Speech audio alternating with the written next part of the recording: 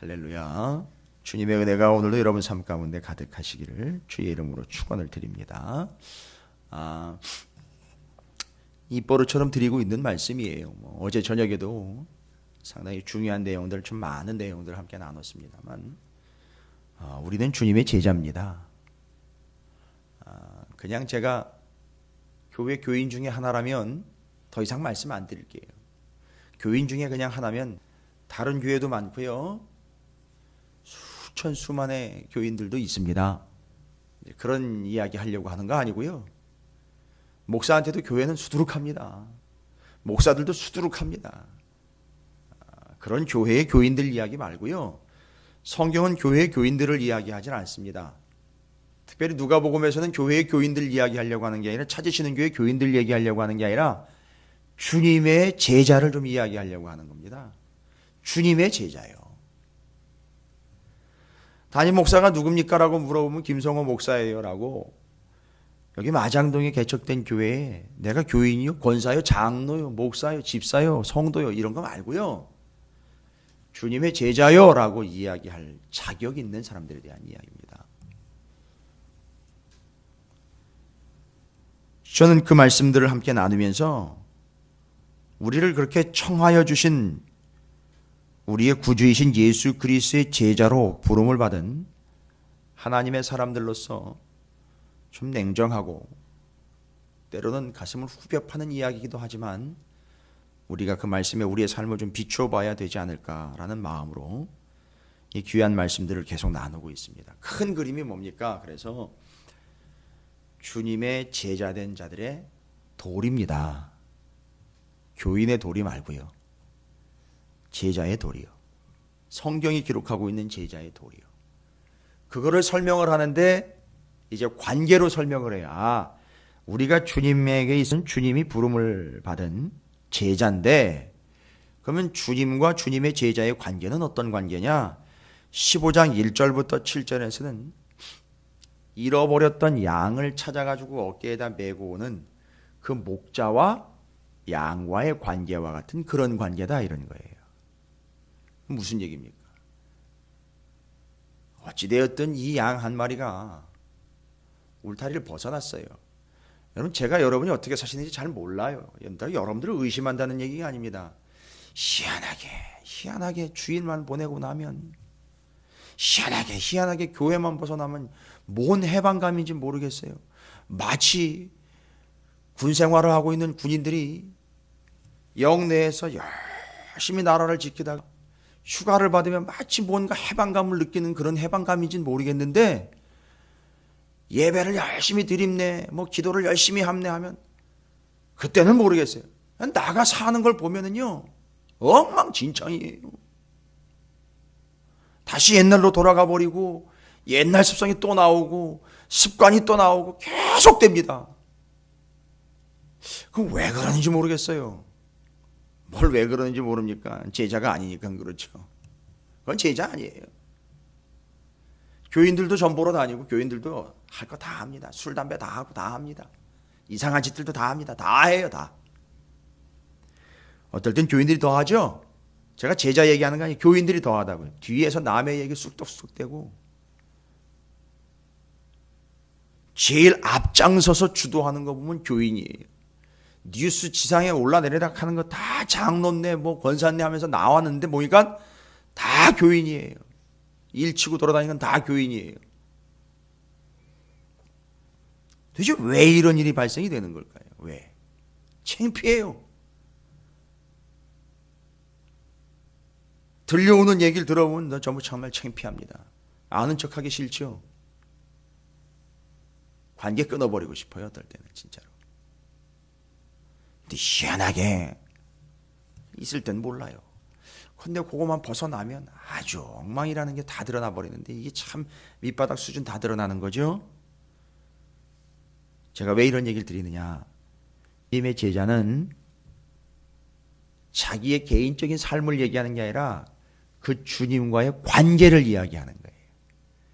그런데 한 마리 양을 잃어버렸다가 이 양이 울타리를 퍽 하고 벗어났던 거예요. 벗어났다가 어이쿠 이건 큰일 난 거죠. 이건 그냥 내버려두면 죽습니다.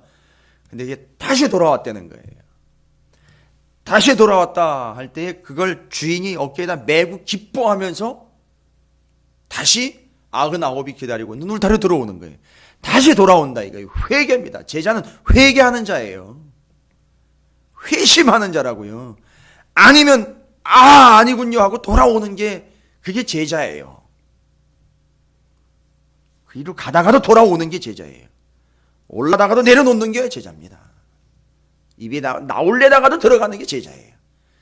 자기가 하고 싶은 얘기 다 해대고 쏴대고.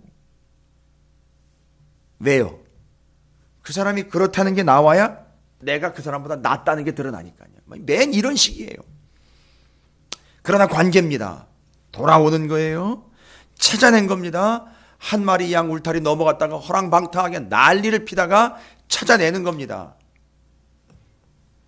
그게 양과 목자와의 관계로 주님과 제자와의 관계를 이야기하는 겁니다. 그 다음에는요, 70드라크마를 찾은 여인이 있죠. 10개의 동전을 가지고 있었는데 하나가 또르륵 하고 굴러가가지고 어디로 갔는지 모릅니다. 집안에 있겠죠. 그거 찾아내려고 막 쓸고 닦고 불을 비추어보고 뭐 저 난리를 핍니다. 왜요? 그 하나는 10개 딱 시집 올 때 가져온 거예요. 동전 10개 시집 올 때 딱 가져온 겁니다. 지참금이에요. 그건 금액이 아니라 의미예요. 그래서 그걸 10개를 매가지고 목에다 걸고 다니면 나 누구 부인이요 라는 걸 드러내주는 거예요. 그 결혼할 때 가져온 거기 때문에. 우리나라 풍속이 아니기 때문에 이해가 안 될 수 있죠. 그런데 그걸 잃어버린 거예요. 그러면요, 난 누구의 부인인지도 몰라요 라고. 이게 소송 아닙니까? 난 누구의 제자예요 라고 드러내면서 살아야 되는데 우리는 난 누구의 제자도 아니야. 아주 숨어가지고 은근슬쩍 할 거 다 하면서 나는 주님의 제자 아니에요 라고 교회 이름만 걸어놓곤 직분만 걸어놓곤 아닌 행동을 하고 있다는 거죠. 살아가고 있다는 거죠. 그러나 역시 그 관계죠. 뭡니까? 결혼할 때 가져오기 때문에 그게 있어야 내가 누구의 신부라는 게 드러나잖아요. 우리는요, 주님의 제자이지만 주님과의 관계에 있어서는요, 주님의 신부 아닙니까? 맞습니다. 그리고 이제 주님과의 제자된 관계를 설명을 할 때 오늘 이야기예요. 어떤 아버지에게 아들이 둘이 있는데 그 막내 아들이 아버지한테 나한테 돌아올 몫을 달라 그래가지고 밖으로 나와가지고 다른 동네에 갔다가 이방 땅에 갔다가 거기서 그거 다 허비하고 이제 겨우 죽기 아니면 까무러치기다 해서 다시 돌아오는 거죠. 아버지께로요. 뭔 얘기입니까? 주님과 우리는 어떤 관계죠? 제자 관계인데 이걸 설명하려고 누구와 누구의 관계를 예로 드는 거냐면 참 복잡한 듯해요. 이 관계 설명을 통해서 주님과 제자된 사람들과의 그 관계성을 설명을 합니다. 주님과 제자, 그들은 어떤 관계냐? 아버지와 아들 관계라는 거예요. 그것처럼요. 그래서 지금 아버지와 아들 이야기로 설명을 하는 겁니다. 그런데 두 아들이 있어요. 큰아들과 작은아들이요. 교회 안에는 큰아들과 작은아들이 있어요. 벌써 큰아들 작은아들이 하니까 느낌이 다르죠? 죄송합니다. 지가 큰아들인 줄 알아요. 늘. 근데 알고 봤더니 하는 짓이 정말 큰아들이에요. 정말 큰일 났어요. 이게 큰아들입니다. 지가 큰아들인 줄 알아요. 근데 진짜 하는 짓이 큰아들이에요. 진짜 큰일 날 존재입니다.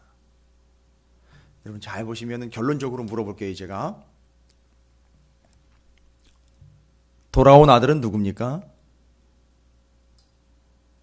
작은 아들이죠. 그죠? 그런데 결론적으로 이야기를 제가 여쭤보면 그 잔치집 안으로 결론적으로 들어온 사람은 아버지와 작은 아들이에요. 근데 오늘 본문 읽어보시면 아시겠지만 한 사람이 있죠. 늘 아버지와 함께 있었다라고 이야기했는데 실상 잔치자리 안으로는 오늘 본문이 끝날 때까지, 이 본문은 여기 누가복음에만 나와 있어요. 다른 데는 안 나와 있어요. 누가복음에만 나와 있는 본문이에요. 아버지와 늘 있었다고요. 왜 늘 다녔어요? 늘 다녔고 마치 큰아들처럼 행세했어요. 교회에 일이 있으면은요, 큰아들처럼 알아서 잘 했어요. 자기 위치가 있었어요. 사람들이 누가 봐도 저건 큰아들이라고 얘기를 했어요. 그런데 작은아들 돌아왔습니다. 그렇죠? 작은 아들이 자기 거 다 허비하고 자기 건 뭐 자기 거예요. 아버지 거였죠. 아버지 거 뺏어가지고 갔다가 다 쓰고 돌아와 버렸어요. 그래서 아버지께서는 너무너무 좋아가지고 잔치를 벌였습니다. 그런데 그 잔치자리 안으로 들어온 아들은 작은 아들이고 끝까지 본문 말씀을 보십시오. 끝까지 잔치자리 안으로 안 들어온 사람이 있어요. 누구냐면 큰 아들이에요. 그럼 잘 보십시오.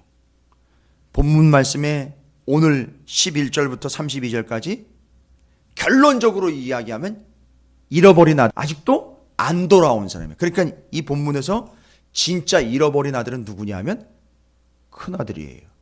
가슴이 쿵 내려앉는 얘기죠. 아니, 큰 아들은 늘 같이 있었다고요. 아버지랑. 늘 아버지랑 같은 식탁에서 먹었었고요. 그 집안에 있었어요. 그런데 결론적으로 보니까 돌아오지 않은 게 큰 아들이에요. 심각하죠. 결론적으로 제가 말씀드린 거예요. 여러분, 주님과의 관계인 스승과 제자, 주의 제자는 어떤 관계냐면 하나님 아버지와 우리와의 관계, 주님과의 관계, 아버지와 아들 관계예요. 그걸 설명을 하려고 지금 아버지와 두 아들 이야기를 하는 겁니다. 그런데 두 아들인데 한 아들은 돌아왔는데 한 아들은 다시 잃어버렸어요. 안 돌아왔습니다. 알고 봤더니 작은 아들 얘기인가 싶었는데 결론을 보니까 큰 아들이에요. 그러니까 큰 애들은 늘 같은 식탁에서 먹고 같이 생활했지만 마음은 늘 어디 있었느냐면 바깥에 있었던 거예요.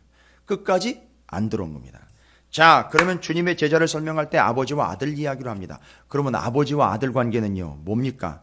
우리는 그렇다면 이야기를 풀어갈 때 우리가 그러면 주님의 제자이니까 아들 된 자들 아니겠습니까? 그렇죠. 그럼 아들의 특징은 뭘까요? 아들. 성경이 말하고 있는 아들의 특징은 두 가지예요. 아들의 특징이요. 진짜 아들 얘기하는 거예요. 제가 이제 진짜 아들이요. 돌아온 아들 얘기하는 겁니다. 돌아온 아들, 진짜 아들. 왜요? 그 안에서 아버지랑 같이 있어야 진짜 아들이죠. 바깥에 있으면요, 아들이라는 이름은 있으나 그건 아들이 아니에요. 누릴 수 없습니다. 진짜 아들, 둘째 아들 이렇게 대답하지 마시고 진짜 아들의 특징. 여러분, 솔로몬의 재판 기억나십니까?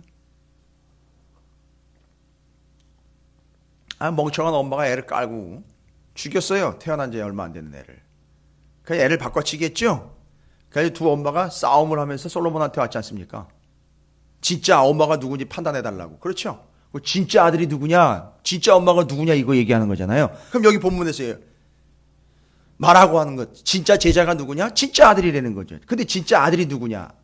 이게 진짜 아들인지는 알려면은요, 뭘 평가를 해야 될까요? 아들의 특징이 뭘까요? 아버지의 아들, 그 아버지의 그 아들이면은요, 제일 중요한 거는요, 닮겠지요. 부모니까 닮겠지요. 닮아야지요. 됐습니까? 여러분, 진짜 찾으시는 교회 교인이면은요, 닮아야죠. 작게는요, 담임 목사요. 본질적으로는요, 주님을 닮아야죠. 주님이 언제 그러시던가요? 주님이 그런 식으로 하시던가요? 주님이 그런 식으로 말씀하시던가요? 주님이 그런 식으로 유혹에 혹혹 넘어가시던가요? 주님이 그런 식으로 호랑방탕 하시던가요? 닮아야죠. 아들이라면은요. 여기 지금 왜 아들 얘기 나오는지 아시겠죠? 우리가 주님의 제자래요. 그 주님의 제자는 아버지와 아들 관계처럼 우리가 하나님 아버지의 아들, 자녀, 주님의 자녀. 그렇다면 특징은요, 닮아야지요. 닮아야죠. 두 번째는요, 아버지가 하는 일을 그도 해야죠. 그렇죠. 주님이 얘기하셨죠? 예수님이요. 아버지께서 지금까지 아직도 일하시니까 나도 일한다라고 분명히 얘기하셨죠. 그러면 아버지가 하는 일을 아들도 해야 되는 거예요. 그럼 다 된 거예요. 닮아요. 아버지가 하는 일을 해야 합니다. 닮고 해야 하는 일. 이걸 뭘 모르면 안 되느냐면 그 마음을 모르면 안 돼요. 그런데 아버지는 지금 잃어버렸다가 다시 돌아온 둘째 아들 때문에 너무너무 마음이 기뻐요. 잃어버렸다 돌아왔기 때문에. 죽은 줄 알았는데 살아왔어요. 너무너무 기쁜데 큰아들은요, 안 기뻐요. 왜 안 기쁜지 보십시오. 중요한 이야기입니다. 왜 자기가 안 기쁘냐? 여기 보시면 나와 있죠? 보시면 29절에 나와 있어요. 아버지께 대답하여 이르되 내가 여러 해 아버지를 섬겨 명을 어김이 없거늘 내게는 염소 새끼라도 주어 나와 내 벗으로 즐기게 하신 일이 없더니. 서운한 얘기하는 거죠. 뭔 얘기하는 겁니까? 아버지는 내가 한 만큼 나에게 주지 않았습니다. 이렇게 얘기하는 거예요. 그러니까 지금 아버지와 아들의 관계를요, 어떻게 이해를 하고 있죠? 자기가 한 만큼 보상처럼 받아내는 그런 관계로 이해를 하고 있어요. 그러니까 지금 자기가 큰아들이 된 것은 내가 그만큼 열심히 했기 때문에 큰아들 됐다는 거예요. 여러분, 교회 안에 큰아들 누군지 아시겠죠? 내가 그 정도로 신앙생활 열심히 했기 때문에 이 정도 왔다. 이 얘기하는 게 다 큰아들인 거예요. 싹 다. 뭔 얘기인지 아시겠죠? 내가 그 정도로 했기 때문에 내가 이 정도 복 받았다 라고 이야기하는 건 큰아들이요. 빌닷, 엘리바스, 소발 다 그 부류인 거예요. 됐습니까? 욥기의 그 세 친구 이야기가 바로 큰아들 얘기네요. 맞습니다. 그 친구들 이야기예요. 그 친구들이 바로 여기 큰아들이에요. 그래서 그 욥기에 나와 있는 세 친구가 한 명으로 소개된 게 여기 큰아들 얘기예요. 그러니까 자기가 아들로 큰아들 위치에 있는 게 뭐죠? 이유가 있는 거예요. 내가 그만큼 큰아들로서 역할을 잘 했기 때문에 내가 바로 큰아들 위치에 있는 거다, 이런 얘기예요. 그러니까 아버지와의 관계를 뭘로 이해를 해요? 내가 어느 정도 한 것에 대한 보답으로 생각을 하고 있어요. 그러니까 이 사람은 어떻게 생각합니까? 좀 시시하게 신앙생활을 하거나 어려운 일을 겪는 사람들은 다 어떻게 보여요? 아주 우습게 보이는 거예요. 너는 나만큼 신앙생활 못했기 때문에 너는 나 정도 강력하고 명확한 신앙을 갖고 있지 않기 때문에 너는 그 꼴인 거예요. 맨날 이런 식으로 상대방을 깔아뭉갭니다. 바로 누구처럼요? 여기 큰아들처럼 작은아들을 뭐라고 얘기를 해요? 그놈이 그런 식으로 했기 때문에 망한 건데 아버지는 그 망한 놈을 왜 받아주는 겁니까? 뭐 이런 식인 거예요. 허허. 이게 큰아들인 거예요. 하는 짓만 큰아들이에요. 상태는 작은아들 상태입니다. 그 다음에는요, 큰아들의 관심은 딴 데가 있어요. 31절에 보니까 아버지가 이르되, 아버지가 얘기를 해요. 아버지가 그 큰아들 마음을 다 알아요. 뭐라고 얘기합니까? 아주 여기도 애절하게 표현했어요. 성경에 이런 식으로 표현하는 게 별로 많지 않은데, 얘야. 아버지가 이르되, 얘야, 너는 항상 나와 함께 있으니 내게 다 네 거 아니냐? 죄송합니다. 이놈의 큰아들 놈은 뭐에 관심이 있는 거예요? 아버지 재산에 관심이 있는 거예요. 아버지 재산에 관심이 있는 거예요. 그러니까 뭘 지켜야 됩니까? 재산을 지켜야 돼요. 아버지의 재산을 지키려고 하는 게 아니라 그게 내 재산 될 거니까 그걸 지키려면은요, 뭘 지켜야 됩니까? 내 큰아들 위치를 지켜야 되는 거예요. 좀 전에도 말씀드렸죠? 내가 여기까지 어떻게 온 줄 알아? 내가 잘했기 때문이야. 내가 신앙생활을 그렇게 했기 때문에. 내가 기도를 그렇게 했기 때문이야. 내가 은혜를 그렇게 받았기 때문이야. 맨 이런 식인 겁니다. 그게 큰아들인 거예요. 그러니까 관심은 다른 데 있는 게 아니라 아버지의 것이 내 것이 되어서 내가 큰아들로서 그것을 받는 자가 되는 당연한 인과관계로 자기를 설명하려고 하는 겁니다. 여러분, 이게 큰아들이, 이게 문제되는 것이죠. 그래서 결론을 얘기합니다. 뭐죠? 큰아들과 작은아들, 두 아들이 누가 더 효자냐 이거 얘기하는 게 아니죠. 누가 진짜 제자냐 이걸 얘기하는 거예요. 누가 진짜 제자입니까? 아버지의 마음을 이해하고 있는 둘째. 그는 뭐라고 얘기했습니까? 아버지께 저 품꾼 중 하나로 그냥 써주십시오. 이렇게 얘기한 거예요. 아들인데도. 제가 무슨 짓을 했는지 제가 다 아니까 저는 할 말이 없습니다. 저를 품꾼 중 하나로 여겨 주십시오. 라고 회개하며 돌아왔다라는 거죠. 그런데 아버지는 그를 진짜 품꾼으로 여기지 않고 진짜 아들로 여전히 여겨주고 계신다. 여러분, 그 살찐 송아지 이야기 예전에 한번 드린 것 같은데, 살찐 송아지, 그 송아지 앞에 바로 그 송아지라는 게 붙어 있는 거 아시죠? 정관사가 붙어 있어요. 바로 그 송아지. 무슨 얘기예요? 누구나 다 아는 송아지예요. 너무너무 중요하고 너무너무 좋은 송아지인 거 알아요. 사람 다 압니다. 그런데 뭐래요? 그걸 그 둘째 아들을 위해 잡으려는 거예요. 그러니까 이걸 큰아들이 또 알아요. 나한테는 염소 새끼 하나도 안 잡아주더니만 그거 누가 봐도 그거 소중하게 여기고 아꼈던 그 송아지를 저놈 때문에 잡으려니 요것 때문에 또 화난 거죠. 자기보다 신앙이 못하다는 사람이 좀 잘 살고 자기보다 신앙이 못하다는 사람이 조금 더 은혜를 받아가지고 열심을 내면 못 견디는 거죠. 이게 큰아들인 거예요. 교인은 됐는데 주인이 계신 집 안으로는 들어오지 않은 겁니다. 예, 이게 큰아들이에요. 그 당시에 누구냐? 바로 바리새인과 서기관들. 끝까지 안 들어갔어요.